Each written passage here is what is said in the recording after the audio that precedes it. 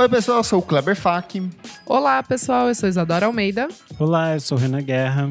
Eu sou o Nick Silva. E no programa de hoje, a convite do Itaú, a gente vai atravessar as últimas 4 décadas para mostrar como a Madonna mudou as regras do jogo na indústria da música e segue revolucionando o pop. Certo, meus amigos?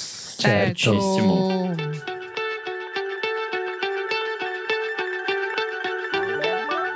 Tá contando os dias para ver o show da nossa diva favorita na praia de Copacabana? A gente também. E olha, a gente sabe que brasileiro gosta de deixar tudo para a última hora, mas isso não quer dizer que você não pode aproveitar os benefícios que o Itaú preparou para você curtir o show do século com muito mais conforto. Ainda não comprou sua passagem? Cliente Itaú tem até 20% de desconto em passagens de ônibus para a Cidade Maravilhosa pelo ClickBus. Procurando aquele lugar especial para se hospedar, meus amigos? Cliente Itaú tem R$300 de desconto em hospedagens no Rio de Janeiro com a Decolar. Quer mais? Cliente Itaú tem até 50% de desconto em hospedagens no Rio com a Let's Atlântica. E a gente sabe que o Luquinho não pode ficar de fora, né, Renan? Tem que sempre estar preparado. Tem que lembrar a gente que é praia, então prepare uma coisa confortável para poder pular e chorar bastante. Então aproveita que cliente Itaú tem 25% de desconto e mais 5% de cashback pela Shop Together. Consulte as condições e conheça mais detalhes no site itaú.com.br/ela vem e prepare-se porque o show do século tá chegando!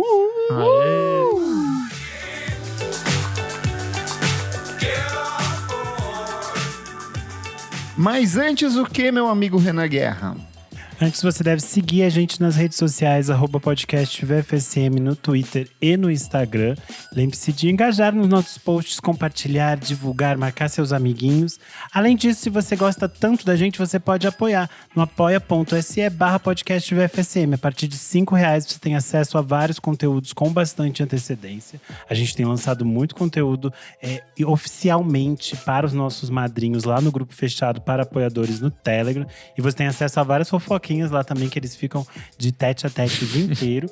E você pode assistir aqui as gravações do programa e conferir todos os babados que rolam por trás, né, Kleber? É isso mesmo, hoje só os Madonators aqui, ó. Gabriel Benevides, Luiz Ricardo Melo, Júlia Paterniani, Fábio Augusto, Leonel Moura, Jefferson Kozenieski, Henrique Almeida, Mariana Madeu, Gustavo Reis Louro, Valmor Viana, Gabriela Ramos, Mariana Abraão, Fabrício Neri, Maria Lua, Beatruzes. E é isso, meus amigos. Vamos falar sobre música? Bora!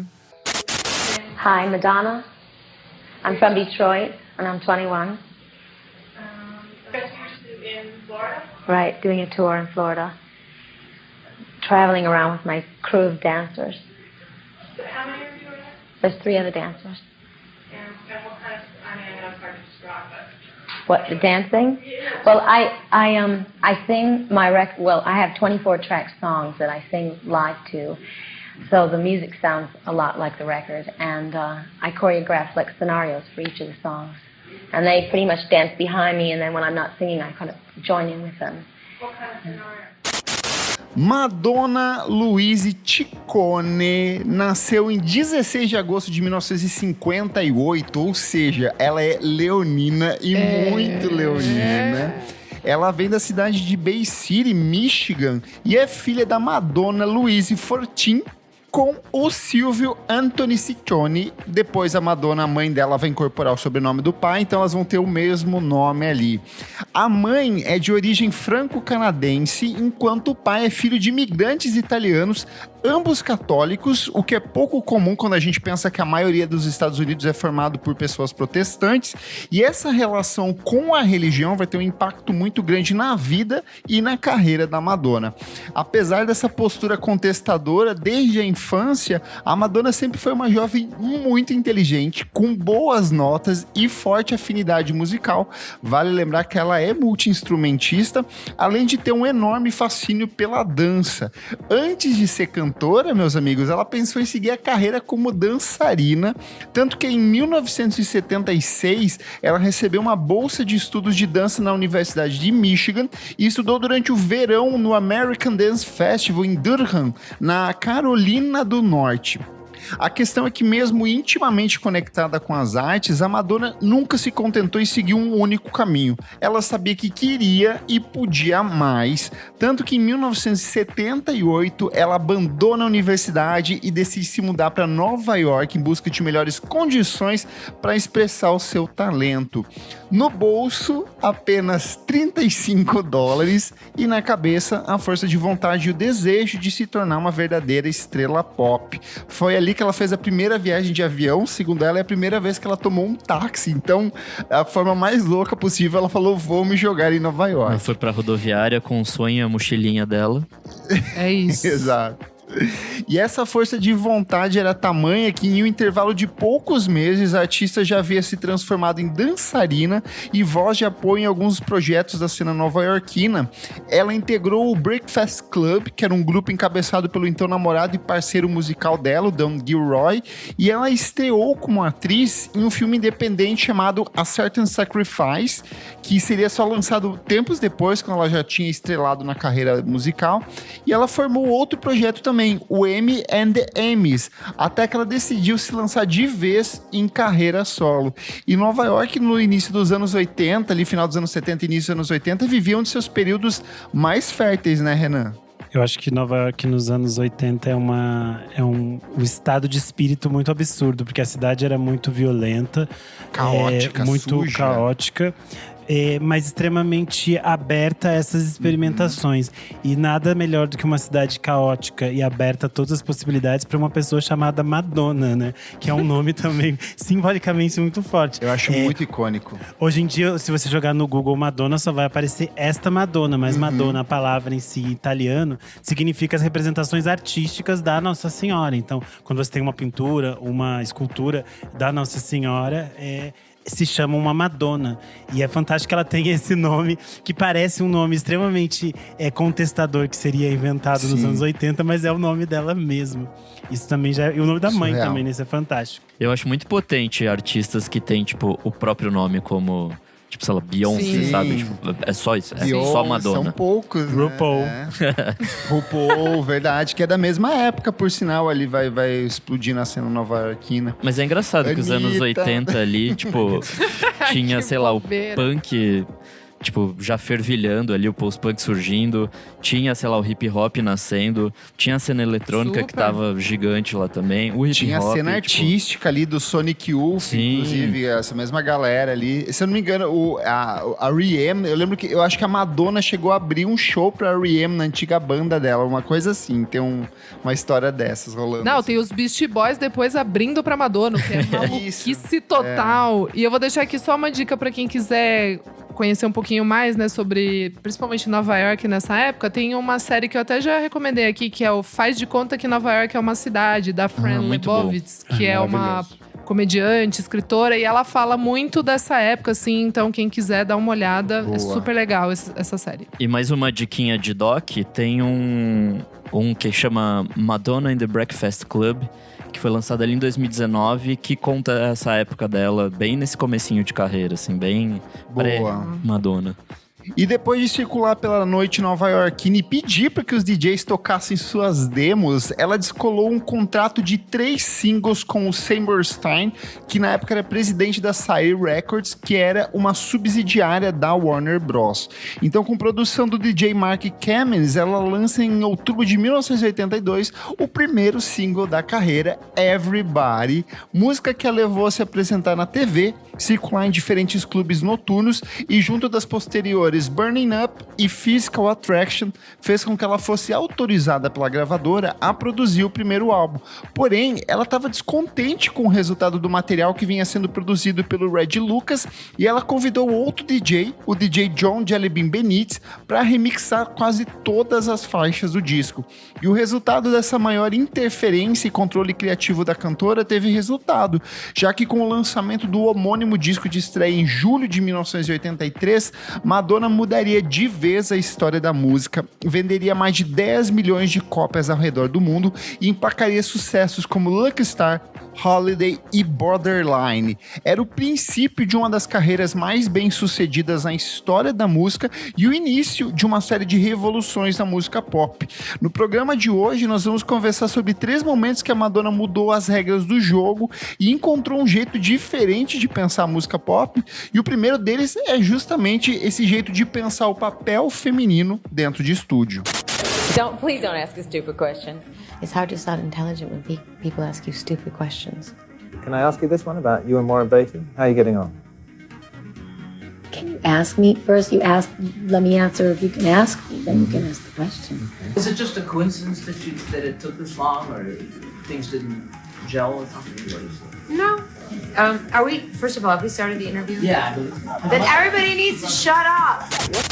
A história da música pop, meus amigos, está repleto de personagens muito, mas muito icônicas. Aretha Franklin, Joni Mitchell, Diana Ross, Dolly Parton, Nina Simone, Carole King, Stevie Nicks e outros tantos nomes que ao longo das décadas deixaram a sua marca e o seu legado. Porém, muitas dessas mulheres levaram anos para conseguir uma maior autonomia em estúdio, ficando restritas aos domínios masculinos que vai do processo de criação da música à gerência da própria carreira artística, né? Por meio de contratos que muitas vezes limitam elas criativamente. O que a Madonna propõe logo nesse primeiro trabalho de estúdio é uma maior interferência no processo de escrita e produção das faixas, então ela vai ter essa atitude de falar, bater o pé e falar, não vai sair desse jeito, eu quero que tenha esse tratamento nas músicas, essa proposta artística aqui. Então ela começa a ter essa atitude que antes era uma atitude muito masculina, mas uma imposição a partir dessa interpretação dela, desse conceito feminino dela ali, né? Eu acho interessante que ela tem vários referenciais femininos que são muito importantes daquilo que a gente estava falando desse cenário dos anos 80. Ela era muito fã do Blondie, então ela era muito apaixonada pela Debbie Harry, e ela também era muito apaixonada pelos Pretenders. Ela conta numa entrevista que em 1980 ela assistiu um show e ela ficou completamente impactada pela Chrissie Hynde ao vivo, e como ela dominava aquele palco, e como era uma perspectiva de ver uma mulher num espaço de tanto poder e de tanta performance no palco. Acho que isso foi muito importante para ela também, de conectar essas possibilidades, de ver diferentes mulheres fazendo coisas de diferentes formas, que eu acho que isso também é muito importante. Total.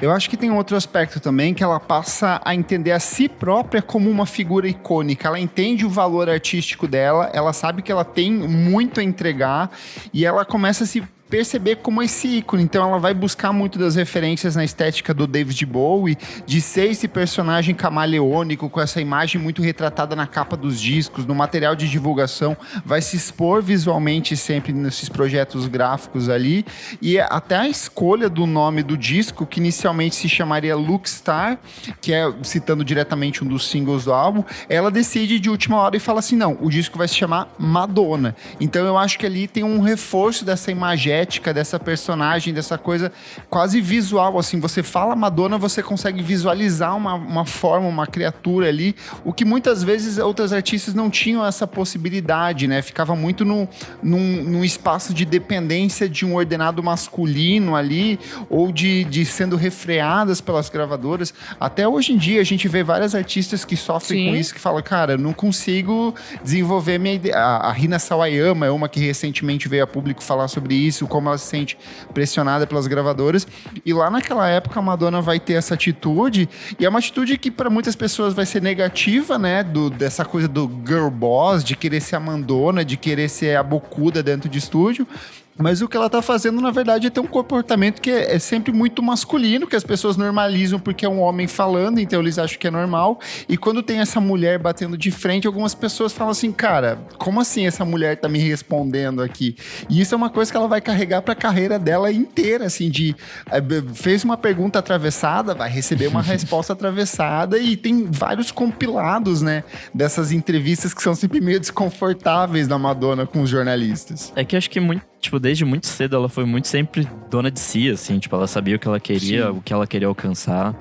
Essa história dela sair, tipo, de Michigan bem cedinho, assim, é meio que isso, assim, ela morava numa cidade, sei lá, de 35 mil habitantes e falou, tipo, não, meu futuro não tá aqui, tipo, vou pra um lugar onde... Isso é pequeno demais pra mim, isso é muito grande pra estar. E ela vai pra onde? Pra Nova York, a cidade mais fervilhante ali da época e tudo mais. Então, acho que é bem isso, assim, ela faz escolhas muito certeiras, ela sabe o que ela quer fazer já nesse primeiro disco. Eu entendo que ela já é uma artista muito completa pra época, assim, de ter essa coisa da dança, que é uma coisa que foi sempre muito presente na obra dela e enfim, na carreira toda, né? E como voz também, assim, tipo, de ter letras e tudo mais, de já saber impor o que ela queria dizer. E acho que mais pra frente isso vai ficar ainda mais claro, assim, que ela sempre impõe muito o que ela quer dizer, né? Nas coisas. Sim. É interessante pensar que muita gente acaba não voltando pra esse disco de 1983, eu acho que a gente fala das coisas dos anos 90, mas é um disco assim de estreia absurdo. Muito bom, absurdo. Ele abre com Lucky Star, gente, é tipo muito, muito bom, assim. É um disco muito interessante enquanto uma construção pop, como ele tem aquelas coisas que são extremamente anos 80, que são referenciais daquela época, mas como é um disco que envelhece muito bem, tendo essa narrativa de entender o que é uma canção pop para além dos seus modismos daquele tempo. E eu acho que isso é uma das grandes marcas da Madonna durante toda a sua carreira, de conseguir navegar por o que é tendência daquele momento, mas também não se deixar perder ali no meio. Acho que por ela ser realmente essa voz que define o que ela quer e como ela quer. E eu achei muito legal, tava reouvindo esse álbum agora, essa semana, né, pra gente gravar aqui o programa. E é muito bonitinho ela encontrando a voz dela, sabe? Uma cantora ali começando a carreira, mas com uma potência vocal também ao mesmo tempo em Holiday, sabe? Você consegue ali, assim, você fala, putz, é isso aqui. E quando você para pra ouvir Holiday até hoje, em pista, funciona absurdamente, assim. Mas sabe o que é muito surreal. curioso, amiga? Ela mesma sempre falou que ela nunca foi uma boa cantora. Ela sempre entendeu isso como ela não sendo uma boa cantora, mas ela falou, eu sei fingir muito bem. É isso, e eu acho ela vai essa encontrando. atitude, essa certeza no trabalho dela, Exato. de saber vender, de falar assim, é muito tá legal. ruim, mas eu vou fazer de um jeito como vocês vão achar que eu sou a melhor cantora do mundo e vai todo mundo comprar, sabe? E pra além disso, ela é muito workaholic também, assim, tipo, ela é extremamente dedicada a tudo, assim, tipo, a parte de dança, a parte da vocal mesmo, assim, então acho que tudo isso faz uma estrela, né? Tipo, não só o talento, mas o esforço também. No Prêmio Billboard Mulheres na Música de 2016, ela tem uma fala bem interessante que ela retrata essa questão dessa estranheza que ela causou na indústria, de quanto isso levantou alguns comentários misóginos, de quanto ela várias vezes teve que bater de frente com as pessoas, mas ela nunca desistiu disso. Abre aspas. Eu me lembro de ser a manchete de todos os jornais e revistas, e tudo o que lia sobre mim era condenatório. Fui chamada de prostituta e bruxa. Uma manchete me comparou a Satanás. Eu lembro que fiquei paralisada. Demorou um pouco para me reerguer e seguir em frente com a minha vida criativa. Seguir em frente com a minha vida. A todos que me atormentaram, eu digo que a resistência de vocês me tornou mais forte, me fez lutar mais, me tornou a mulher que sou hoje. Então, obrigada.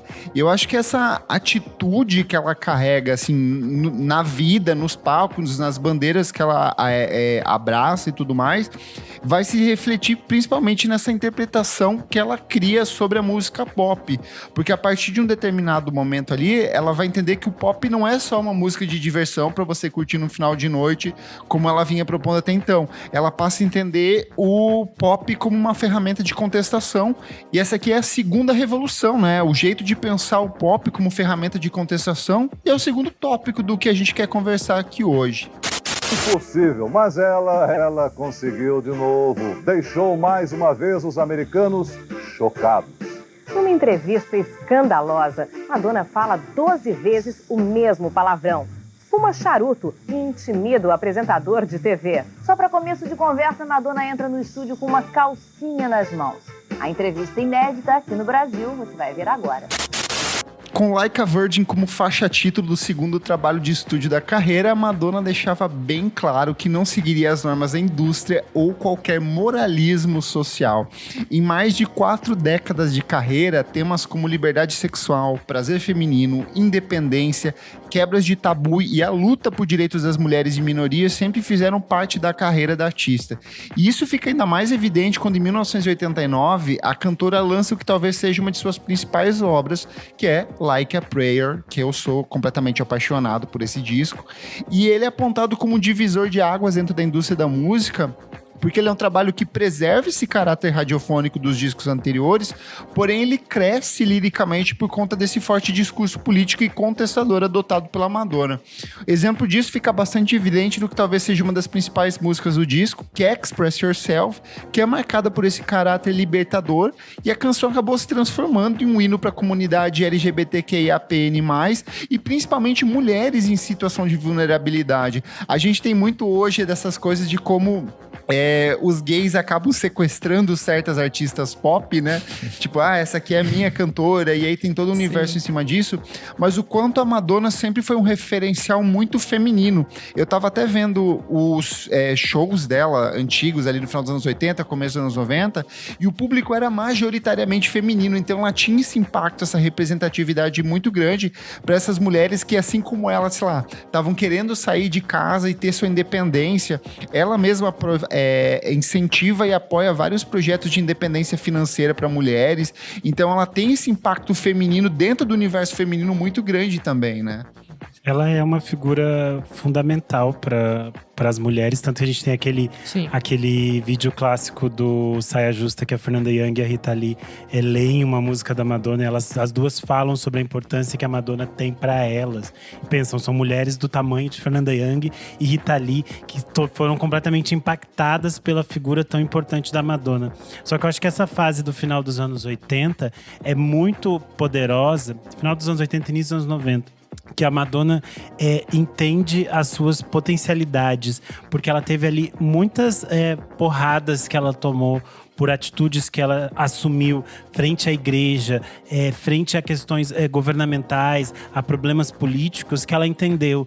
Eu não estou fazendo a minha arte para essas pessoas que estão lá dizendo o que eu devo ou não fazer. Eu estou fazendo a minha arte para conversar com essas pessoas que vêm aos meus shows. E essas pessoas que vêm aos meus shows são as mulheres, são as pessoas LGBTQIA+, são as pessoas negras, são essas pessoas que estão aqui comigo. E é isso que ela abraça. Eu acho que isso fica muito forte no documentário Na Cama com Madonna, de 1991, que vai retratar a fase final já da turnê The Blonde Ambition Tour, que é a turnê resultante do Like a Prayer. E é muito interessante porque ela vai passar por situações super complexas.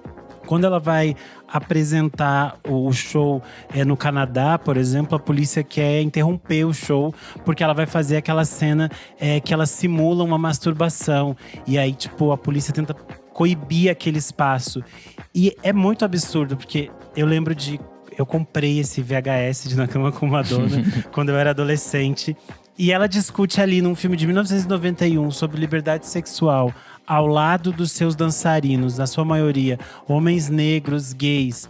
E eles discutem sexo com uma liberdade muito forte e muito potente, que eu fiquei assim, gente, que absurdo, sabe? Aquilo ainda estava me impactando nos anos 2000 e eu imagino a força que aquilo teve para aquelas pessoas nos anos 90.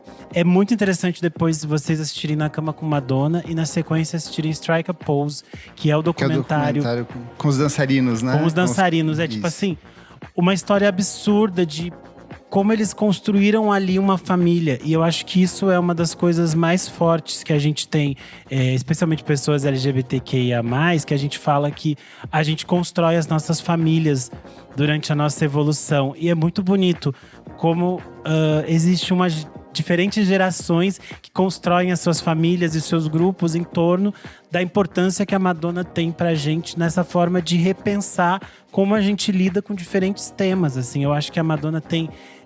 a partir desse momento, ela passa a assumir esse espaço quase religioso pra gente, porque ela tem um espaço de nos abraçar de uma forma que é extremamente única e que é muito simbólica, né?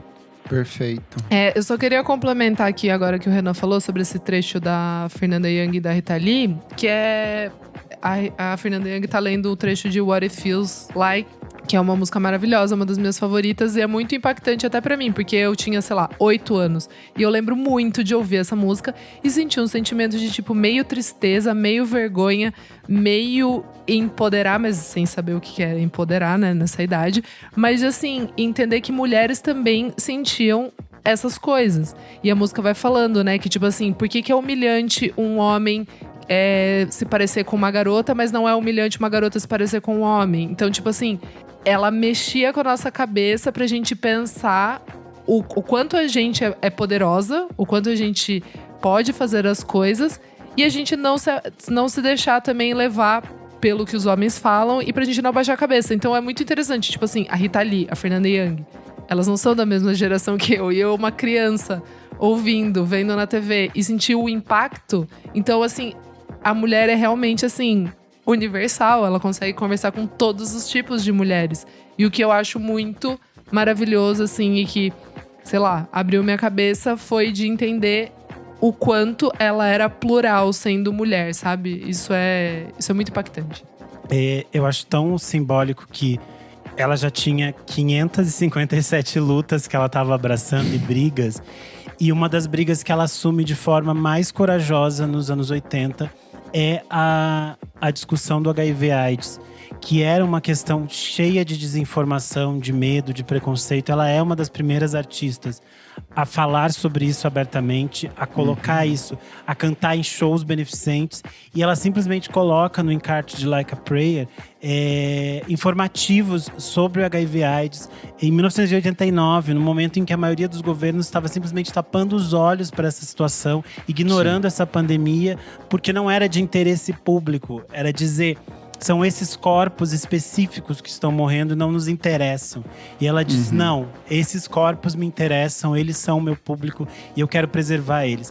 E é muito absurdo, se vocês pegarem o vinil brasileiro, tá lá um númerozinho para você ligar em São Paulo, no Rio de Janeiro.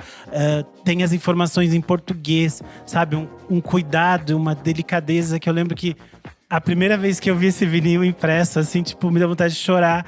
De você pensar o impacto que isso teve na vida de uma pessoa, que se a gente pensa que hoje em dia é tão complexo você procurar a informação, o tratamento, mesmo a gente tendo todas as possibilidades de tratamento, imagina num momento do mundo em que essa doença era simplesmente uma sentença de morte. E você ter aquela que é a sua grande artista te dizendo, não, isso não é sua sentença de morte e você vai procurar ajuda.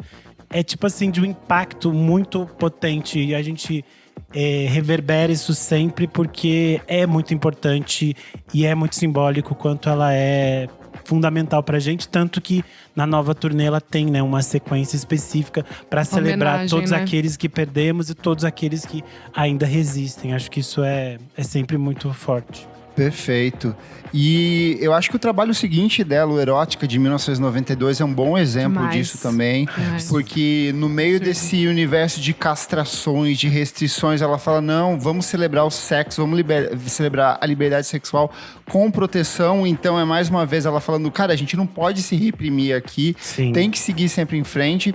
E eu acho que muito curioso, como aqui já fica muito clara essa questão de que cada disco da Madonna é um conceito diferente, é uma era diferente. O David Bowie é um cara que inaugura isso lá na década de 1970, quando ele vai fazendo essas transições de diferentes personagens ali na fase glam, até essa fase mais maluca dele experimental no final da década de 70. Mas eu acho que a Madonna é a quem consolida esse conceito de eras. Sim. Se hoje a gente tem a Taylor Swift fazendo o Eras Tour, se a gente tem a Beyoncé tendo um álbum conceitual a cada a cada novo show aqui, quem consolida isso, quem pavimenta isso, quem fala, olha, a gente vai pensar figurino, cabelo, maquiagem, sonoridade, palco, todo o universo, as pautas que eu vou abordar é a Madonna, e eu acho que aqui na década de 1990 a gente começa a ter isso bem estabelecido, até o ponto que pra mim talvez seja o ápice dela, que é o Ray of Light de 1998, que é um disco onde depois de toda essa loucura desse falar sobre sexo, de libertação sexual e essas loucuras todas, ela se volta pra dentro dela, ela canta sobre maternidade, ela canta sobre espiritualidade, mas ao mesmo tempo ela mantém um diálogo muito firme com as pistas, ela reaparece loiraça, com o cabelo mais lindo do mundo ali, com aquela estética, com as cores azuis, com outro tipo de iluminação, outro tipo de conceito. E aí, a partir disso, cada novo disco da Madonna começa a se criar essa expectativa. O que vem a seguir? Qual que é a nova tendência que a Madonna vai jogar, sabe? E eu sinto que, ainda que ela tenha perdido muito do espaço dela nos últimos anos, ela ainda consegue criar essa expectativa no público. Sim. O Madame X, por exemplo, é um disco que talvez ele não tenha 1% do impacto do que foi o Ray of Light, do que foi qualquer outro disco anterior dela ali, o próprio Confessions on the Dance Floor, que a gente vai conversar, mas a expectativa que se cria antes de um disco, de saber o que vem aí da Madonna, ainda é muito forte até hoje, né? É incrível. Eu, desde pequena, assim, eu lembro muito de pensar como será que o cabelo da Madonna vai aparecer? Era uma coisa assim que eu queria muito saber qual era o tom, qual era, se ela ia aparecer com ele curto, que roupa que ela ia usar. Acho que mais até do que a música mesmo, sabe? Porque ali, sei lá, sendo criança, adolescente e tal, eu ouvia e gostava das coisas, mas não julgava muito, né, esteticamente a música. Mas o impacto dela aparecer ou com um salto ou não, ela vai aparecer com um tênis. Tudo isso era uma coisa assim que ia criando imagens e possibilidades na minha cabeça. Eu tentava reproduzir algumas coisas, assim, do guarda-roupa. De falar, ai, nossa, essa jaqueta aqui tem um brilho que lembra o do clipe da Madonna. Isso eu acho muito incrível e continua. Eu ainda quero saber como que a Madonna vai aparecer no próximo álbum. E é interessante porque essas construções visuais de moda da Madonna, elas não são gratuitas, elas não são… As pessoas às vezes diminuem a importância da moda como uma futilidade. Mas quando a gente pensa na Madonna do início dos anos 90, a gente tá falando de um mundo em que basicamente as coisas se dessexualizaram. A tendência nos anos 90 era apagar essa perspectiva de sexualidade, era tirar essa perspectiva de prazer das pessoas, porque estávamos vivendo num mundo onde a AIDS imperava. Então, a gente vê mudanças muito drásticas na moda. A moda dos anos 90, ela muda de forma muito gritante. E é muito poderoso que ela diga: se as pessoas querem encaretar de novo e se trancar nos seus armários, nós vamos fazer um disco sobre sexualidade, liberdade. Eu vou aparecer pelada e nós vamos trazer icônicos símbolos do BDSM, entendeu? E fazer isso acontecer. E dela lança um livro como Sex, que leva as pessoas para as livrarias e tentam comprar a preços absurdos, porque ela lança poucas opções. Ela chama artistas extremamente importantes de diferentes áreas para colaborarem com ela no sexo e no erótica, e faz algo que é muito pulsante, e ela vai fazer isso em diferentes momentos. Eu acho que ela consegue dialogar com essas perspectivas de entender o tempo que a gente está vivendo e dizer, ok, às vezes a gente precisa ir na contramão disso e criar outras possibilidades. E eu acho que às vezes, isso é uma coisa que foi existindo até posteriormente, porque era muito fácil para ela se acomodar. Ela podia muito bem ali, quando ela lança o Like a Prayer, se acomodar e falar assim, cara, já ganhei aqui, alcancei o ápice da indústria, o número 1 nas paradas aqui, tudo bem. Mas não, ela continua se transformando e sempre levando gente para direções completamente imprevisíveis, para direções que muitas vezes a indústria da música não está programada para ir. Eu acho que esse movimento fica muito claro ali entre o final dos anos 90 e começo dos anos 2000, porque passado o Ray of Light, ela vai pra uma coisa mais divertida, mais bagaceira, mais solta, que é com Music, que é um disco que ela vai mesclar elementos de música country, porém preservando ainda essa relação com a música pop. No American Life de 2003, é um disco que ela já vai pra outra direção completamente distinta. Ela reforça essa tônica política, ela bate o pé contra o governo Bush, ela bate de frente contra a guerra no Iraque ali, e pescando toda essa temática do Oriente, trazendo isso pra dentro do disco. E aí quando as pessoas falam assim, tá, agora a Madonna já pode se aposentar, não tem mais nada o que fazer, já deu o que tinha que dar, ela fala assim, eu ainda posso surpreender vocês mais uma vez, e ela vem com o Confessions on the Dance Floor de 2005, que pra mim assim, é onde ela se reapresenta pra toda uma nova geração de ouvintes. Eu acho que nós 4 que estamos aqui, os nossos ouvintes, muito provavelmente foram impactados por essa fase, porque ninguém mais falava de disco music, ninguém mais estava olhando para os anos 70. Ali no começo dos anos 2000, as pessoas estavam olhando para a década de 80, era o revival do 80. Ela falou, não, eu vou dar um passo ainda mais para trás, eu vou pegar outras referências e vou levar todo mundo para dançar comigo nas pistas, sabe? E ela faz esse disco que é um verdadeiro espetáculo em forma de música pop. Amigo, e só falando aqui um pouco sobre a moda ainda, o quanto eu acho, assim, inacreditável o que ela sempre apresenta pro público, é que se você para pra pensar que em 90 ela aparece com aquele espartilho icônico, que tem os cones, né, nos seios, que é feito pelo Jean Paul Gaultier, que é, assim, grande colaborador dela. Parceiraço. E aí aparece também o Ray of Light, que tem o clipe de Frozen, né? Que é um dos singles mais místicos. Que tem o clipe do Chris Cunningham, que é maravilhoso. E ela aparece com aquele vestido preto, que é assim, é o total oposto do espartilho de 90, mas é assinado também pelo Jean Paul Gaultier, assim, que é, tipo, maravilhoso. E tão provocante quanto. Exatamente. E aí ela me aparece no Confessions on Dance Floor. E ali, a maioria das coisas é garimpo de coisas vintage. Que é uma coisa também de, tipo assim, thrift shop. Essas coisas não estavam muito em alta nos anos 2000. É uma tendência que começa ali, né? Que ela traz. Exato.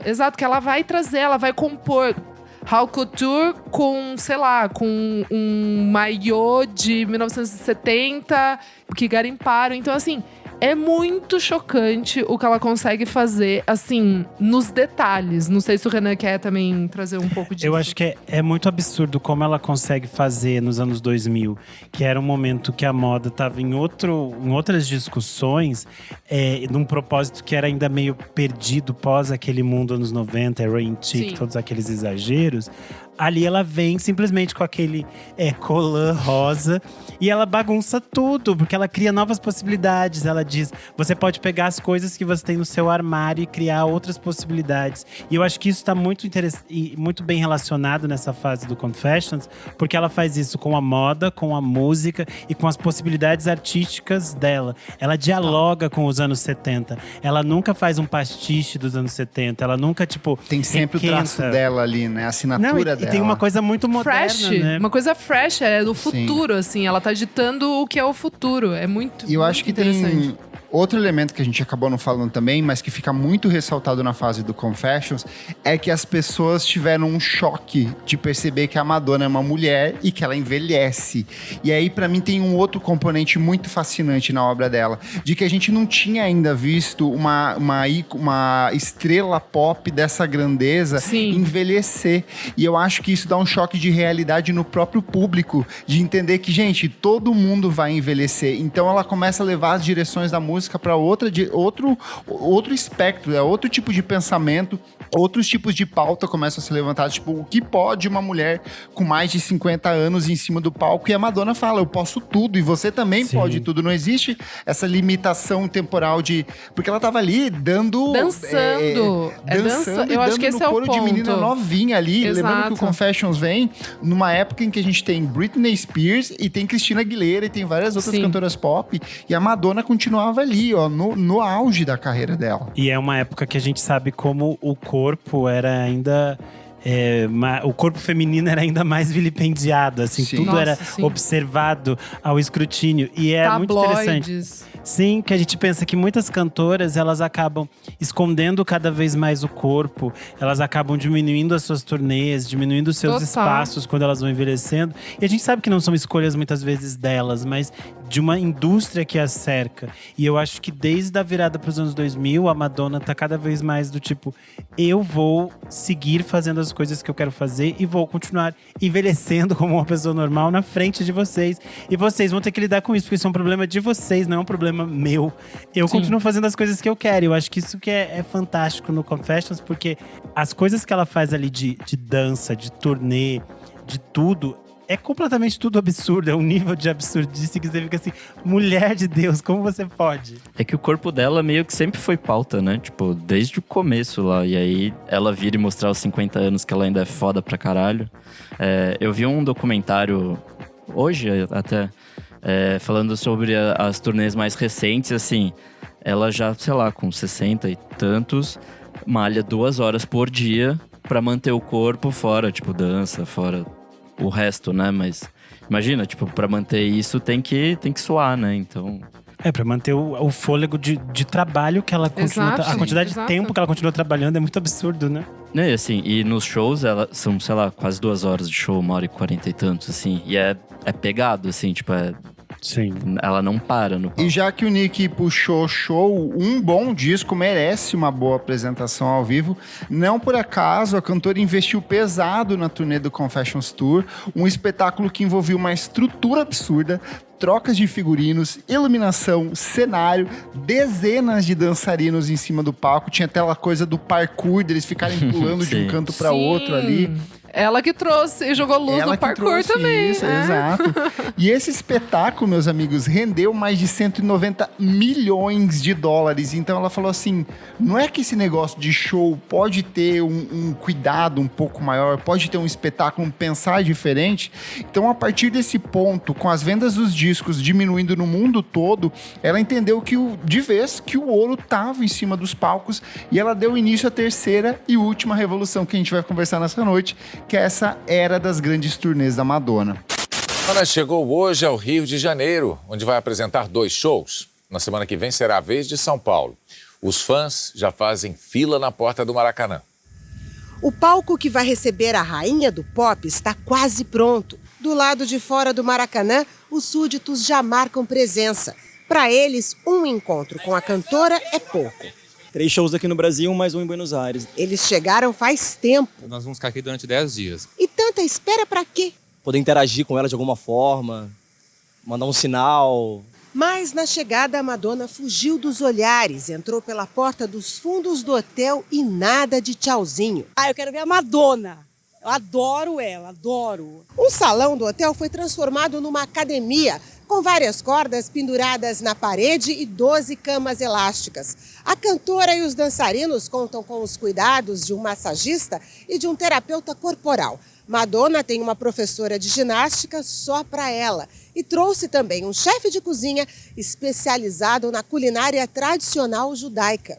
No começo da noite, Madonna chegou à janela do hotel, mostrou o mar de Copacabana para os filhos. A estrela esteve no país 15 anos atrás. A relação da Madonna com os palcos sempre foi muito bem sucedida. A primeira turnê The Virgin Tour de 1985 passou apenas pelos Estados Unidos e Canadá, mas serviu como ensaio para o que posteriormente seria apresentado em Who's That Girl Tour de 1987, agora sim com passagens pela Ásia e Europa. Porém, foi com a turnê Blonde Ambition Tour de 1990 que a artista de fato passou a entender melhor o próprio domínio do palco, investindo na troca de figurinos, cenografias icônicas e toda uma variedade de elementos que seriam replicados nas turnês seguintes, como The Girly Show de 1993. Essa, inclusive, foi a primeira turnê que trouxe a artista aqui para o Brasil. Ela fez um show no Estádio do Morumbi e um show no Maracanã para um público de 120 mil pessoas lá no Rio de Janeiro. E aí aqui que tem início uma história de amor da Madonna com o Brasil, tanto que ela vai voltar outras vezes para se apresentar por aqui e vai ter até um namorado brasileiro, que é o icônico Jesus Luz aí, né? Clássico, nosso querido DJ Jesus Luz. Essa primeira turnê de 1993, É muito interessante que eu tava conversando com uma amiga que trabalhou na produção desses eventos pop nos anos 90. E ela falou que nesse mesmo momento, nesse mesmo ano, viriam a Madonna e o Michael Jackson pro Brasil. Sim, no mesmo ano. E é um momento absurdo. Era tipo praticamente com pouquíssimas semanas de diferença dos dois. E era um momento absurdo politicamente no Brasil, quando a gente pensa. Era PC Farias, Collor, todas essas questões pulsando no país. E tem várias matérias do ano passado, como o show completou 30 anos, de pessoas que relembram a sua experiência nesse show. E aí eu acho que volta para aquilo que a gente estava falando anteriormente, que é o impacto que a Madonna tem na vida dessas pessoas nos anos 90. Então, se vocês procurarem, tem matérias em alguns jornais, como a Folha e o Estadão, que tem mulheres e homens falando de o quanto a Madonna, modificou a vida deles e quanto esse dia específico foi talvez a coisa mais importante da vida deles. Porque você imagina, você vê a Madonna com aquele show, você jovenzinho, 16, 17, 18 anos. Aquilo é uma experiência completamente absurda, assim. E aí, muitos desses relatos falam o quanto ela estava feliz de estar no Brasil. Ela canta Garota de Ipanema nessa primeira turnê. Ela se diverte muito nesses dias. E aí, eu acho que isso que reforça a relação dela com o Brasil. E depois ela viria muitas outras vezes. Às vezes nem ela vem fazer show. Às vezes ela vem passear, vem aproveitar outras coisas. Porque eu acho que ela entendeu que o público brasileiro é um pouquinho exagerado. E depois dessa turnê do Confessions Tour que a gente falou, que foi muito bem sucedida, e que ela entendeu ali esse ouro em cima do palco, na turnê seguinte, a Stick and Sweet Tour, ela volta ainda mais poderosa, porque ela levou 3,5 milhões de espectadores e teve um rendimento de 400 milhões de dólares. Isso é muito dinheiro, gente. Sendo a turnê mais bem sucedida da carreira da cantora, e seguida pela MDNA Tour, que rendeu 305 milhões de dólares. Então, muita grana. Na lista das 20 turnês femininas mais lucrativas na história da música, 4 são de Madonna. Na frente dela, apenas Beyoncé e Taylor Swift, com suas turnês mais recentes. E ainda que tenha ficado para trás em números, a Madonna segue tão ou mais relevante do que qualquer outro nome atual da música pop. E isso se reflete na mais recente turnê da artista norte-americana, que é a Celebration Tour. Em execução desde o último ano, o espetáculo é ao mesmo tempo uma celebração à carreira da cantora e um espaço de contestação. Afinal, a Madonna continua a levar para cima dos palcos debates políticos e outras questões tratadas como tabu para nossa sociedade. O próprio corpo da artista, que hoje tem 65 anos de idade, prevalece como um objeto de discussão. Então ainda tem jornal que insiste em dar aquele close na gordurinha embaixo do braço, no pescoço, e falar, olha, a Madonna tá velha. E ela tá nem aí, ela entende disso, ela sabe que ela é assim e que isso é o charme dela, tá viva, é poder fazer aquilo que ela gosta em cima dos palcos. E mais do que isso, o Celebration Tour se transformou em um espaço de celebração para as novas e velhas gerações. Então, em cima do palco, ela tem levado um monte de artistas novos para aquele momento onde começa com as plaquinhas de 10, que aí vem uma galera e começa a dançar em torno delas. Isso, é o momento ball de baile, de baile vogue assim nela. E ela tem levado gente como Arca, Honey Dijon, FKA Twigs e outros artistas ali uma série de drag queens, né? Ela levou muita drag queen, as drag queens de RuPaul, várias delas participaram recentemente, assim. Rendeu vários momentos especiais, tá bem divertido, bem legal. Tá bem divertida. Então, assim, é ainda muito sobre ela, mas muito sobre abrir portas e apresentar outras pessoas, outros nomes da música pop, né? Eu fico pensando, desde estudar essa pauta, de pensar que ela tá vindo pro Brasil, de pensar que a gente existe no mesmo espaço-tempo que a Madonna. Pra mim é sempre um pouco absurdo. E aí é meio difícil falar sem eu ficar com a voz embargada. Porque você pensa numa história de uma artista que, como a gente falou antes, poderia simplesmente só viver dos seus próprios louros e fazer, tipo assim, uma turnê fechadinha que ela cantasse os hits e pronto. Mas não é o que ela quer fazer. O que ela quer fazer é ainda continuar contando todas essas histórias que ela construiu e todo esse passado de glórias e de lutas que ela tem, mas também de reverberar aquilo que ela acredita para o futuro. Eu acho que isso é o mais potente e poderoso da gente pensar que ela está vindo para o Brasil.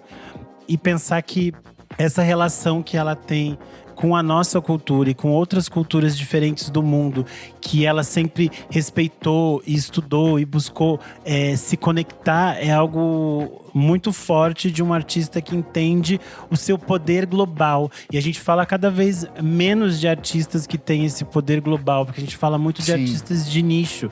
E aí a gente pode pensar quantos artistas a gente conhece que a nossa mãe, a nossa avó sabe o nome e sabe das polêmicas dela. Sim. E sabe, tipo, tudo que ela aprontou, tudo que ela fez, porque ela fez e continua fazendo. Eu acho que isso é, tipo, muito, muito rico e muito poderoso, assim.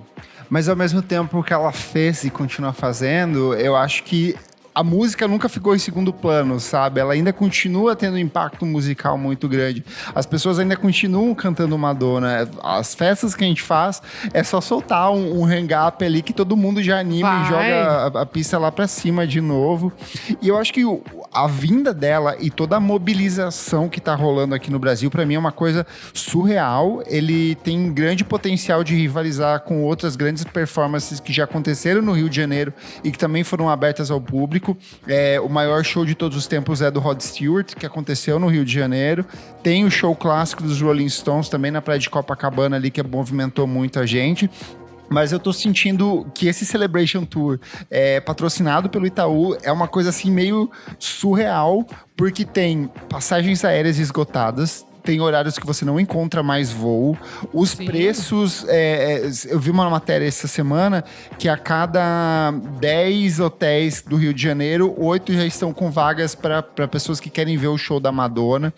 Estima-se que a vinda da artista ao Brasil deve movimentar quase 300 milhões de reais. E é um evento vem sendo tratado como o segundo Réveillon de 2024. Vários voos lotados. Aumento de 317% na busca por passagens aéreas e toda uma movimentação envolvendo a vinda dela aqui, passagem de ônibus, tudo, gente organizando caravana para vir, sei lá, do norte e do nordeste do Brasil só para conseguir ter acesso ao show dela, assim. Tem gente que já tá se organizando, já ficando meio que por lá, meio que tentando conseguir um lugar melhor lá. As barraquinhas de bebidas e os quiosques, já tem gente vendendo pacotes de R$1.000 para as pessoas poderem ficar lá com eles. Então, assim, para mim é uma coisa surreal que tá rolando. Eu tô numa expectativa altíssima para curtir esse show, porque eu nunca vi Madonna. É a primeira vez que eu verei ela, assim. Então, eu tô... E eu acho que foi muito surpreendente, porque veio como um boato, e esse boato foi aumentando, e de repente virou verdade, e as gays do Brasil inteiro ficaram malucas, e as pessoas do Brasil inteiro viraram malucas. Na semana passada, a gente tem, no meu grupo de trabalho, a gente tem umas reuniões com o time inteiro só pra contar coisas, amenidades, como que tá a vida de todo mundo, e metade do time já se mobilizou pra vir. Tem gente que vai vir de carro sozinha. No meu trabalho já também. Comprou de ônibus. Então, assim, é uma coisa que tá mobilizando o Brasil inteiro, assim, pra mim é muito surreal isso. Sim, sim. E é muito legal porque vai ser realmente a grande celebração, tipo, o nome da turnê é Celebration, mas eu acho que esse último show vai ser, assim, coroar a Madonna com uma celebração muito especial, e brasileiro ama uma festa, então eu acho que vai ser, assim... Vai ser muito especial. Vai ser uma coisa que acho que vai reverberar no mundo inteiro, assim. Vai ser aquelas capas icônicas de jornais ao redor do mundo, assim, falando desse show. E possivelmente vai ser o maior show dela, né? Tipo, da história da vida dela, provavelmente assim. o maior show da carreira. Inclusive, saiu hoje uma matéria falando da estrutura do palco. O palco que está sendo montado em Copacabana tem o dobro de qualquer palco normal da turnê dela lá fora, assim. Caramba. Então, ele vai ser muito, muito maior. Ele já é uma estrutura gigante, ele vai ser o dobro disso. Pensando que vai ter dezenas de telões espalhados pela praia, caixas de sons espalhados pela praia, o público previsto de 3 milhões de pessoas, então é uma coisa muito surreal, é muita gente. Eu tô nervoso, eu tenho crises às vezes eu acordo de madrugada pensando, meu Deus, a gente vai ver Madonna e vai ter essa multidão de pessoas, mas ao mesmo tempo eu tô muito eufórico, muito feliz de poder ver ela. Vai Você ser tá nervoso, lindo. Renanzinho? Eu tô tentando não pensar muito nisso, gente. Porque eu preciso terminar esse episódio. Isso aqui é um podcast, eu preciso conseguir falar. E toda vez que eu penso, ainda não parece muito real que a gente vai ver a Madonna. E que a gente vai poder viver essa experiência com outras pessoas que entendem a importância disso. Eu acho que a gente sempre fala aqui o quanto viver um show é ter essa troca com outras pessoas que entendem o quanto aquele artista no palco modifica a gente, impacta a nossa vida de diferentes formas. E eu acho que no episódio de hoje a gente falou todos os impactos possíveis que a Madonna fez nos últimos 40 anos. E é completamente surreal pensar que a gente vai poder celebrar e se emocionar com milhões de pessoas na mesma energia que a gente, tipo, vivenciando uma coisa histórica. Então, não Momento histórico. Momento histórico. E se você quer curtir esse show do século com o máximo de conforto, lembrando sempre, o Itaú não apenas patrocinou a vinda da nossa rainha do pop aqui para o Brasil, como preparou uma série de benefícios para você ter o máximo de conforto, desconto em passagem de ônibus, desconto em hospedagem, desconto em roupa para você montar o seu look ali, ó, para você fazer seu Vogue ali todo estilosinho ali na praia de Copacabana. Então você pode saber mais pelo site itau.com.br/elavem. Nós estaremos lá, né, Renanzinho? Sim! E se você encontrar a gente, vem dar um abraço, vem curtir com a gente, vem dançar, que nós vamos cantar todos os hits dessa nossa estrela fantástica que é a Madonna. É tempo de celebrar, tempo de Celebration Tour. Certo, meus amigos? Certo. Vamos pro próximo bloco do programa, Não Paro de Ouvir.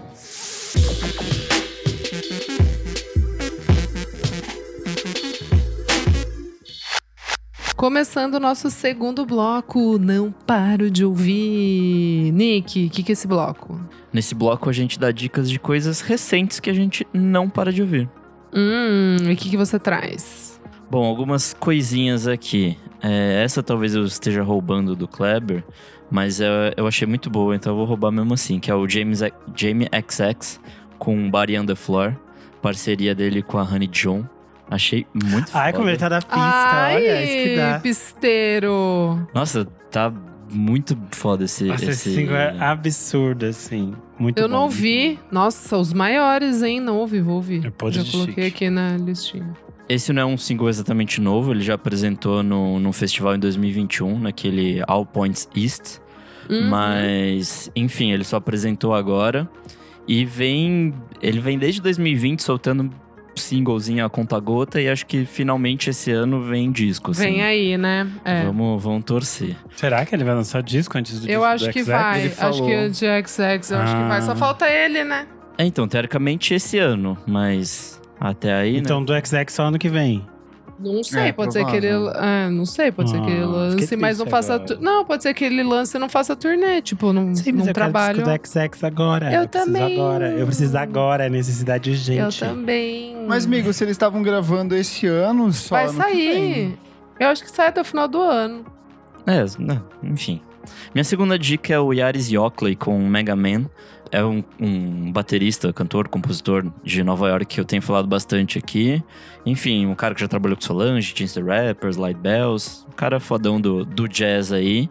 Ele lançou essa faixa que tem a parceria do Thundercat e que faz homenagem ao personagem ali, né, da Capcom, que é o Mega Man.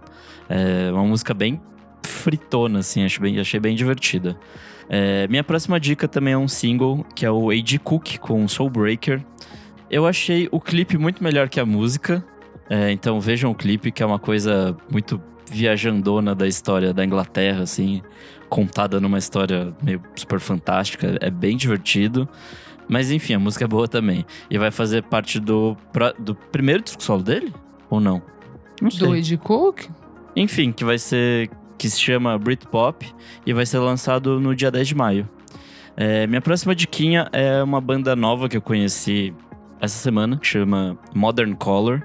É uma coisa meio emo, meio shoegaze e meio post-hardcore, com um tiquinho de carimbó. Eles lançaram uma faixa chamada Star 9200. É legal, assim, acho que se você curtir emo-x's, você vai gostar. Minha próxima dica é a Marika Heckman. Ela lançou um EPzinho chamado Little Psy, que são versões de 4 faixas do Big Psy, que é o disco que ela lançou no começo do ano. Só que em versão acústica. Ficou bem legal, assim. Tem No Caffeine, que é uma das melhores músicas que ela lançou nos últimos tempos. Tem Hanging, Slime e Big Psy. Tá bem divertido. E minha última dica, que é o disquinho da Mirella Razin. Chegou aqui pra gente no e-mail, eu fui dar uma checada e gostei bastante. Segundo release, tem ecos de Olivia Rodrigo, Duda Beat e Rita Lee. Ela é uma recifense novinha, assim, e tem um sotaque muito gostoso, acho que foi o que mais me chamou a atenção pro disquinho dela.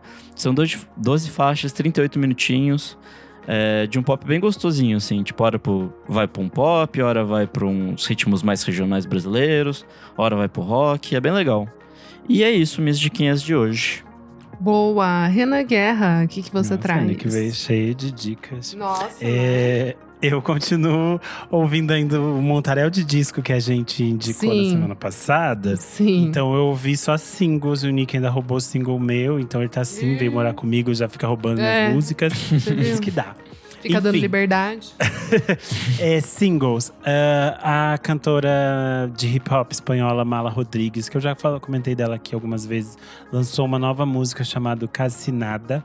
É bem bonita, é mais triste, assim. Ela geralmente estava numa pegada meio se conectando com o trap e algumas coisas mais pesadas, mas essa é bem mais melancólica, assim.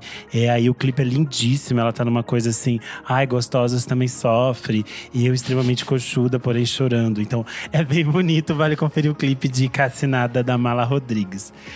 Quem também voltou foi a Antônia, a antiga Antônia Moraes. Ela lançou uma faixa chamada Canção de Amor, vai mais pro lado do indie pop. Achei bem bonitinho, achei que é tipo, talvez a canção mais pop que a Antônia lançou. E tem um clipe super bonito gravado na Liberdade, aqui em São Paulo. Então acho que vale a pena dar uma conferida também no clipe de Canção de Amor da Antônia. Uma nova cantora que chegou no e-mail, e eu gostei bastante, que ela se chama apenas Natasha.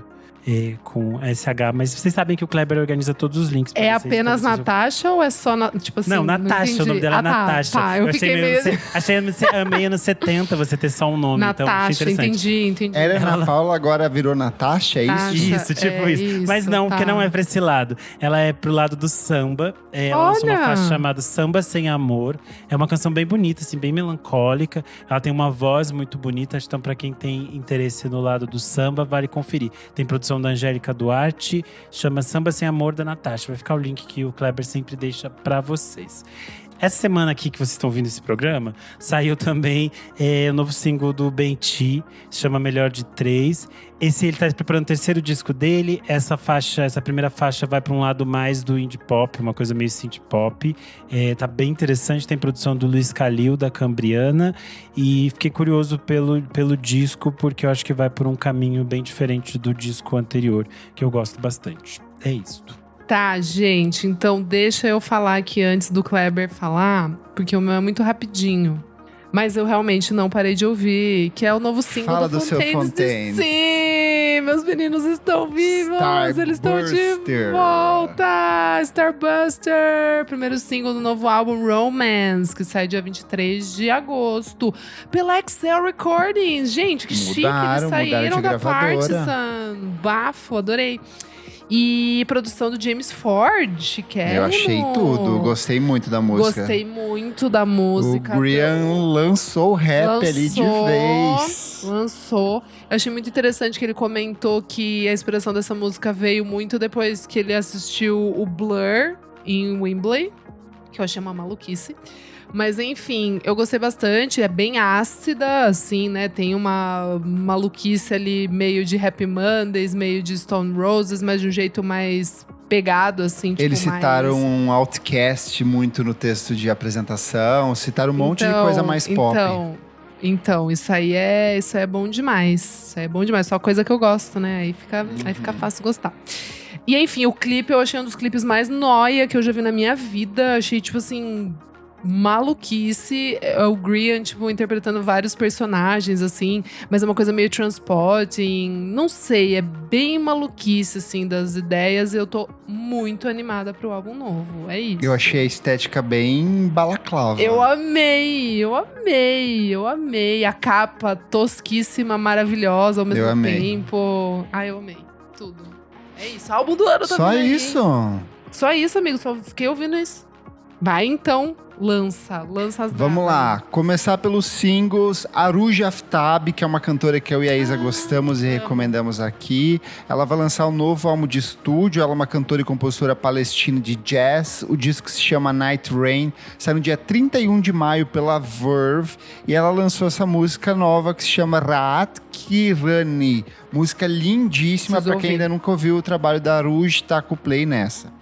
Taxidermia, projeto da nossa queridíssima Jadsa e do João Milé Meirelles, anunciou a chegada do primeiro álbum de estúdio, Vera Cruz Island, chega logo mais. E para marcar essa passagem para esse novo álbum, eles lançaram Clarão Azul, que é uma parceria deles com a Tori e o Pedro Bineman. Então aí é um combo de gente incrível se juntando para fazer música mais incrível. Nos discos, quero começar falando porque o hype é real. Eu embarquei muito no projeto da Cindy Lee, Diamond Jubilee. É o disco com a nota mais alta da Pitchfork desde Fiona Apple. É o disco que tá no topo do Rate Your Music. É um dos discos mais bem avaliados, tanto pela crítica quanto pelo público. E aí, amigo? E é uma doideira, assim, porque pra você conseguir ouvir, você tem que baixar entrando num site no Geocities. Cala Sim, boca. ainda existe. Eu não sabia que Ou você pode ouvir na íntegra, sem as pausas pelo YouTube. É aquela audição contínua. Só que eu acho legal parar e ouvir faixa a faixa, quebradinho e voltar. Ele é um disco de 2 horas de duração, 32 faixas. Só que ele é realmente muito bom, porque o conceito do disco é ele meio que reimaginando uma rádio da década de 1960. Quem é Cindy Lee? Cindy Lee é a identidade drag queen do Patrick Flegel, que era um dos integrantes daquela banda de noise pop Women. A banda se separou e deu origem ao Viet Cong, que depois deu origem ao Preoccupations, que é aquele projeto de noise post-punk. Ele já tem esse projeto desde a década passada, só que esse disco agora saiu e ele é realmente muito bom, porque ele tem várias músicas muito boas, ele é extenso, mas você fala assim, eu não consigo cortar nada daqui, porque é tudo muito bom. Ouvir. Ele tem uma vibe meio de captação caseira, assim, com umas distorções. Mas é mais pop ou é mais... Mas ele é mais pop, mais viajado, mais indie, mais... Então, tipo, essa que é a vai? graça. Imagina que é um disco, sei lá, das The Ronettes, um disco da Nancy Sinatra, só que interpretado por um cara do noise. Então, assim, as canções têm essa levada de música pop dos anos 60, mas às vezes vai entrar uns sintetizadores psicodélicos, tem umas levadas de guitarra que lembram muito Tame Impala da época do Lonerism. Então, assim, ele é muito uma experiência. Ele vem sendo chamado de um disco de pop hipnagógico, que é aquele pop mais sonolento, mais captado no meio dos estágios que você tá meio que dormindo e acordado. Então, ele tem umas variações de voz. É uma maluquice, é realmente muito bom, assim, eu não paro de ouvir. Eu acho que desde o Lemonade da Beyoncé que eu não baixava um disco no meu celular, assim, porque é bem surreal. Mas, assim, vai com calma, deixa ele rolando e quando você vê, você já tá dentro desse disco, assim, tem uma sonoridade, uma estética, uma proposta criativa muito absurda. Como que é o nome mesmo, amigo? Chama Cindy Lee, Diamond Jubilee. E aí é engraçado. Dá um fecho nela dizendo pra ela conferir no link embaixo. É o da... Do desenho na capa. Do desenho na capa, né? Isso, isso. Esse aí. E aí, assim, a Pitchfork deu a nota alta pro disco, e aí o próprio Patrick fez um post no Twitter falando, tipo, eu não tava esperando por isso. Ele não tinha... Ele fez esse disco sem qualquer pretensão nenhuma, só que o disco é realmente muito bom. Eu gosto muito do... Eu não sei se o Renan assistiu o Twin Peaks, a 3ª temporada, e ele tem meio que aquela atmosfera que todo final de episódio de Twin Peaks tinha um show no bar lá da cidade, então as canções têm essa atmosfera meio noturna ali, meio dream pop, meio psicodélica, meio country, meio pop dos anos 80, 60. Uma maluquice, mas que funciona. Seguindo nos discos, um grupo muito bom chamado Echo Astral, Echo com 2 Ks. É um grupo de punk Riot Girl de Washington, D.C. Elas lançaram um disco chamado Pink Balloons. É um quinteto, parte das integrantes são mulheres trans. Elas têm um discurso político muito, muito explícito nas composições. A vocalista é a Joel Hosman, que ela é conhecida por ser uma repórter investigativa com foco em questões ambientais lá nos Estados Unidos, mas ela vem com essa proposta para dentro do disco aqui.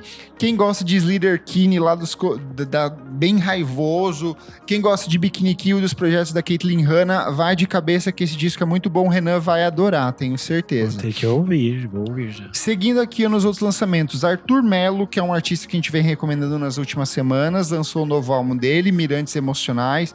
É uma mescla de pop psicodélico, MPB, samba, então uma viagem maluca. Claire Rosset com Sentiment é um projeto mais experimental de ambiente pop, com elementos de distorção na voz, então sempre uma delícia meio o trabalho emo dela. Meio emo também. Cloud Nothings voltou com um discão que se chama Final Eu gostei. Summer. Muito bom, também com uma pegada de post-hardcore, de indie, de emo, de rock alternativo. See You Space Cowboy, a banda de screamo que eu venho falando nos últimos vezes, lançou Cup the Grace, então um projeto assim que já soltaram muitas das músicas, mas vale a pena ouvir o disco como todo. E por último, um trabalho que eu vou recomendar muito para minha amiga Isadora Almeida, que é o Channel Beats. O disco se chama Your Day Will Come, saiu pela Jar Jaguar. Vi hoje um menininho bonitinho, não é? Muito bonitinho, menininho nova-iorquino. Ai, achei meu número.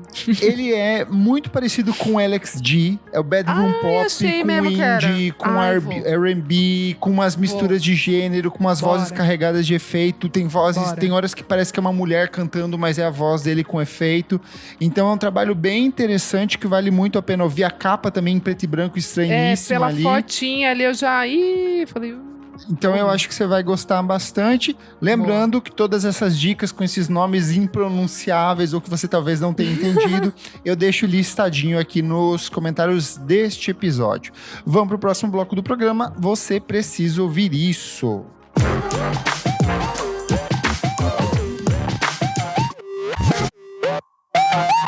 Chegamos ao terceiro e último bloco desse programa. Você precisa ouvir isso. Isadora Almeida, que bloco é esse? Ah, meu amigo Nick Silva, nesse bloco a gente dá as dicas aleatórias. Pode ser coisa recente, coisa velha, um livro, qualquer coisa, um conceitinho, fica à vontade aí. E o que você traz?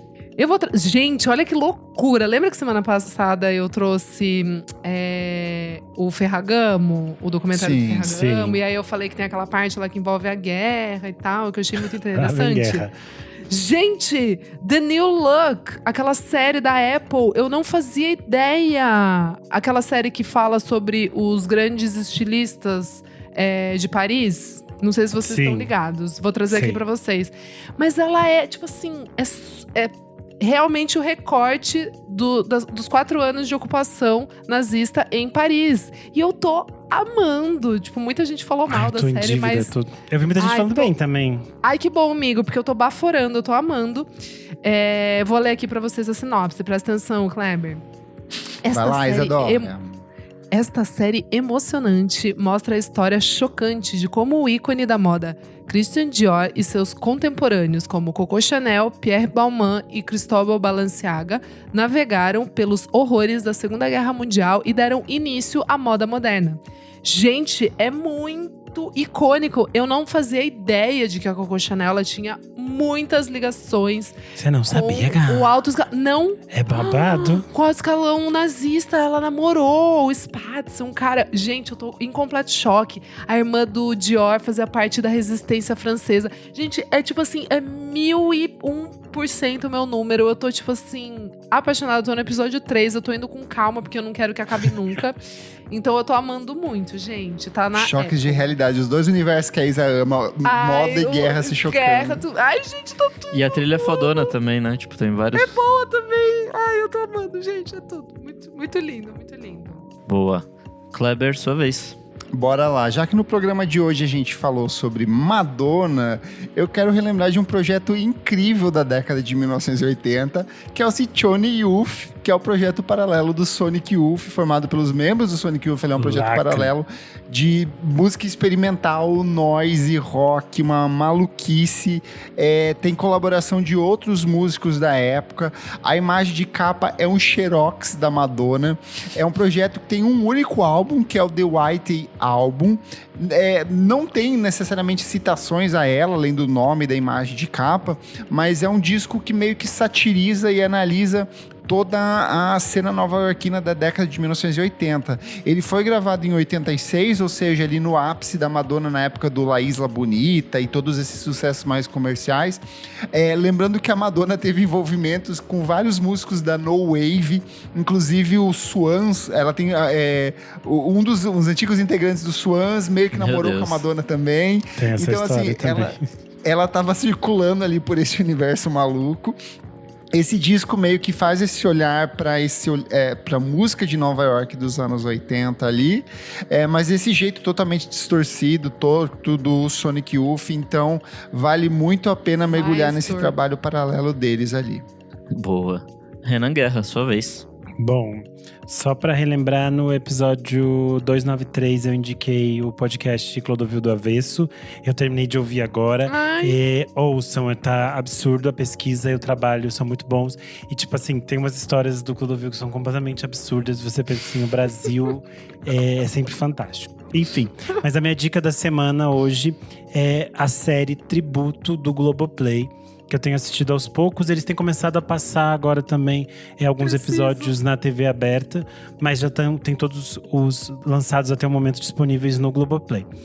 Nessa série são documentários em que eles resgatam a história e a carreira de grandes artistas da TV brasileira enquanto eles estão vivos. A série foi um pouco adiantada no ano passado porque uma das homenageadas, que era a Léa Garcia, acabou falecendo antes da série ir ao ar. Mas é muito bonito o episódio da Léa Garcia, porque eles fazem uma grande homenagem para ela com uma série de artistas negros, então ela pode ter essa homenagem em vida. Mas é muito absurdo todos os episódios que estão disponíveis. Pra mim só falta um agora pra terminar. Mas tipo, o episódio da Léa Garcia é muito lindo, da Zezé Mota, da Laura Cardoso, do Lima Duarte, do Manuel Carlos. São todos muito bons. E é muito interessante porque cada um tem o seu formato. Eles não seguem tipo um padrão de tipo, todos os documentários vão ser iguais. Eles vão seguindo o formato que aquela história necessita. Então acho que isso é muito interessante. São episódios de cerca de 1 hora. Tem muitas entrevistas com muitos artistas importantes e tem basicamente o acervo da Globo, que é tipo um acervo absurdo. E, inclusive eles usam imagens de outras emissoras que às vezes eles não costumavam usar. Então, por exemplo, no da Zezé Mota aparecem várias imagens da Manchete, que é algo que a Globo geralmente não fazia, né? E nesse caso aparecem imagens, por exemplo, de Chica da Silva.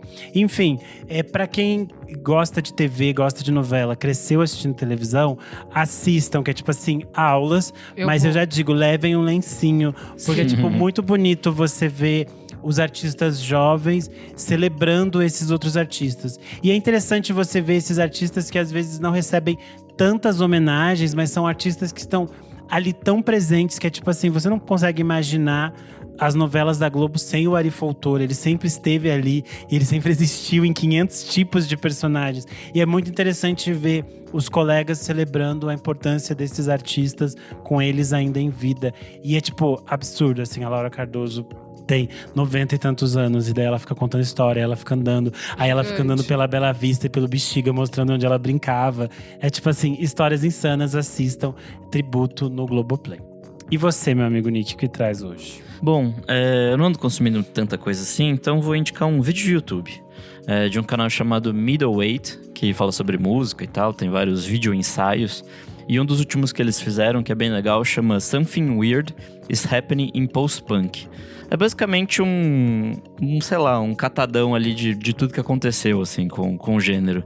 Desde o começo ali, no final de 70, com, fim da disco e o começo do post-punk, os dois se unindo, virando coisas malucas. Aí passa por Public Image Limited, Gang of Four, até o Talking Heads, ter um pouco de coisas pra virar ali o ESG, o Liquid. Enfim, é todo esse passeio pelos anos 80 ali, pra chegar no primeiro revival dos anos 2000 e no revival atual dos anos 2020. Então, sei lá, vai falar de Interpol, de todas aquelas coisas tipo Block Party que rolaram ali nos anos 2000, mas vai falar das coisas mais novas também, de bandas que a gente tá ouvindo agora e gosta bastante, assim. E aí, eventualmente, eles desviam pra falar, sei lá, de New Rave e sei lá, um Yeah da vida e de outras coisas, de, sei lá, LCD Sound System, que são coisas que, bandas que tem como base ali o disco punk, o dance punk, mas vão pra outros lugares, pra outros caminhos malucos, assim. Então, é divertido, assim. Acho que, sei lá, não é nada revolucionário, mas cria uma linha do tempo bem divertida, assim. Educativo. Exato. De como se guiar por esse caminho. É bem legal. E é isso. Comentários referentes à última edição do nosso podcast, os melhores discos de 2004, em que voltamos 20 anos no tempo para relembrar alguns dos grandes lançamentos daquela época.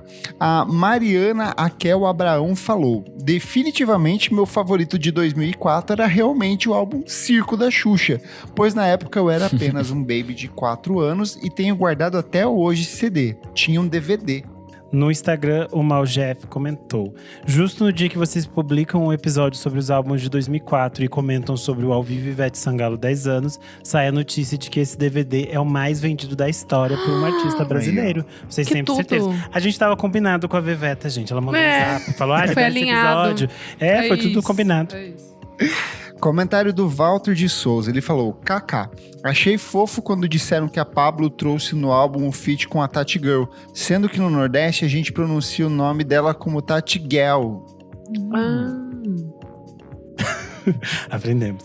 Pensamos. No Instagram, a Viridiana falou: nesse ano as gatas estavam ecléticas em caixa alta. Estavam no 2004 é uma festa, não é uma farofa. Comentário do Thiago Baldi, ele falou: vocês mencionaram Hopes and Fear do Keane em Passant, mas quem não chorou ouvindo Somewhere Only We Know certamente viveu 2004 errado. E sobre esse disco, só digo uma coisa: fuck Pitchfork, beijos. Eu acho que ela deu uma nota baixa. Deu, tipo 0, acho, alguma coisa assim. Aquelas notinhas. Um macaco mijando na própria boca. Então. No Instagram, o Raiz Santorini comentou: 2004 foi o ano de recomeço para mim. Adolescente saindo do interior para estudar na capital e com isso sendo influenciado musicalmente pelos novos amigos e principalmente pelo auge da TV União, que foi quase uma MTV aqui em Fortaleza, com direito até aos VJs que tornaram-se celebridades por aqui. Saudades. E aqui, fechando no Spotify, comentário do Diego Alves, ele falou: meu top 5 de 2004. The Thrills com Let's Bottle Bohemia, Keane com Hopes and Fears, Sufjan Stevens com Seven Swans, Bjork com Medulla e KT Tunstall com Eye to the Telescope. Nossa! No Instagram, o pessoal comentou ainda. O Tássio disse: tem uns dias ao vivo do Paralamas do Sucesso, com participações de Black Alien, Djavan, Frejá, Nando Reis. Gostosíssimo. O Jefferson Tafarel comentou: tinha 6 aninhos na época. Acho que o que mais irritava na minha infância nesse momento era o lançamento mais recente do Fala Mansa. Um Dia Perfeito, o nome do álbum, ele citou aqui. Eu vi muito na época também. Nossa, baforava. E o Felipe Mendes comentou: o Hopes and Fears do Keane, sem dúvida, foi o que mais ouvi em 2004 e nos próximos 2 anos, kkk. Amo demais até hoje e quero muito ver os divos aqui no Brasil no final do ano. É isso. Eu sou @KleberFak no Twitter e no Instagram, dicas diárias de música todos os dias, e segue também o meu site, musicainstantanea.com.br. Eu sou @Almeida Dora no Instagram, Almeida Dora _ no Twitter, e é isso. Eu sou _Renan Guerra no Instagram, no Twitter e no TikTok. E essa semana saiu Por Trás do Disco com o Bruno Berli, que eu e a Isadora gravamos. Então, só você voltar aí na sua plataforma de streaming. Eu sou @Nick_Silva no Twitter, Nick Silva no Instagram. E você lê meus textos lá no Monkey Bus. Não esquece de seguir a gente nas nossas redes sociais, @podcastvfsm em tudo. Siga a gente na sua plataforma de streaming favorita. Compartilhe esse programa com os seus amigos e, se puder, apoie a gente no apoia.se/podcastvfsm. A partir de R$5 por mês você tem acesso a vários programas com muita antecedência e participa aqui, das gravações ao vivo, como Jefferson Kozenieski, Gabriel Benevides, Gabriela Ramos, Mariana Abraão, Fabrício Neri, Maria Lua, Valmor Viana, Beatruzes, Leonel Moura, Júlia Paterniani, Luiz Ricardo Melo, Fábio Augusto, e é isso. Muito obrigado pelo seu apoio e até a próxima edição do nosso podcast. Tchau, tchau. Tchau.